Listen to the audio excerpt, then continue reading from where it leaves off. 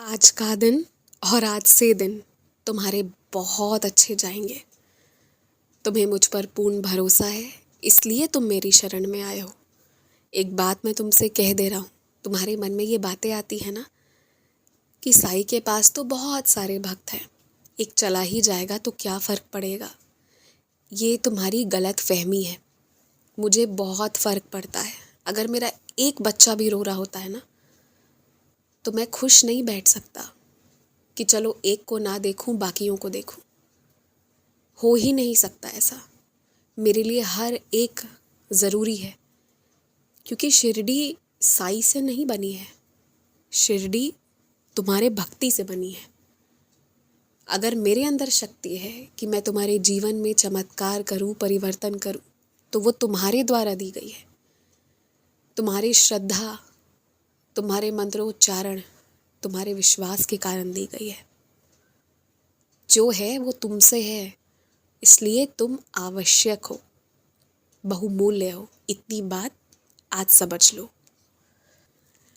अगर तुम किसी एक बड़े व्यक्ति का चरण स्पर्श कर रहे हो क्योंकि तुम उतनी श्रद्धा उन पर रख रहे हो, लेकिन उनके साथ कोई दूसरा खड़ा है, चाहे वो तुम्हें पसंद है या नहीं, चाहे तुम उसे जानते हो या नहीं, वो तुमसे बड़े हैं, तो एक का चरण स्पर्श कर रहे हो तो दूसरे का भी तुम्हें करना है।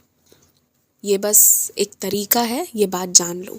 ऐसा करने से तुम्हारे इज्जत में कमी नहीं आएगी, पर हाँ, तुम्हारे संस्कार क्या है वो स्पष्ट रूप से दिखेंगे।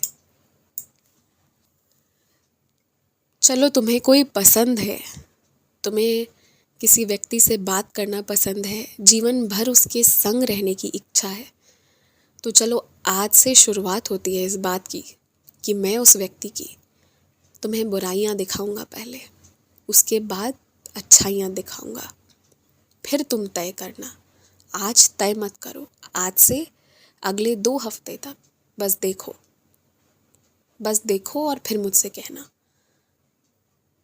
कि क्या चाहते हो असलियत में। तुम्हारे अंदर ना दूसरों को लेकर बहुत डर है। तुम्हें दूसरों के मेहनत पर, दूसरों के इंसान होने पर, दूसरों के पास अधिकार होने पर, और दूसरे परमात्मा के बच्चे हैं, इस बात को लेकर बहुत डर है। इसलिए तुम हमेशा ये सोचते हो कि तुम जब भी मुझसे कामना कर रहे हो कि बाबा मुझे विजयी बनाना, तो तुम्हें आसपास वालों का ध्यान आता है कि फिर उनका क्या होगा। तुम्हारी सोच ऐसी है, तुम्हारे आसपास वाले बहुत मेहनत कर रहे हैं, तो अगर तुम्हें विजयी बनाएंगे तो उन्हें विजयी तो बनाना पड़ेगा, नहीं तो कुछ नहीं हो सकता। कहीं ना कहीं तुम डरने लगे हो आसपास वालों से, और इस डर को अब दूर भगाना है तुमने। ऐसा कुछ भी नहीं है।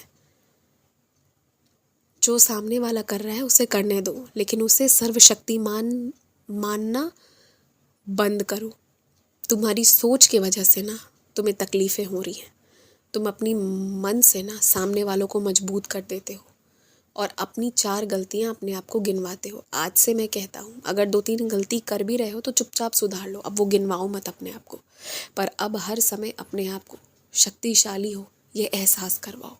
ये ज़रूरी है इन सब से निकलना। 2-4-5 लोगों के बीच ऐसी हालत है जहाँ बहुत सारे लोग होंगे, पूरी दुनिया आगे पड़ी है, वहाँ क्या करोगे फिर। तो हिम्मत लाओ अपने अंदर, बस हिम्मत की कमी है थोड़ी सी, बाकी सब ठीक है। आयुष्मान भवा।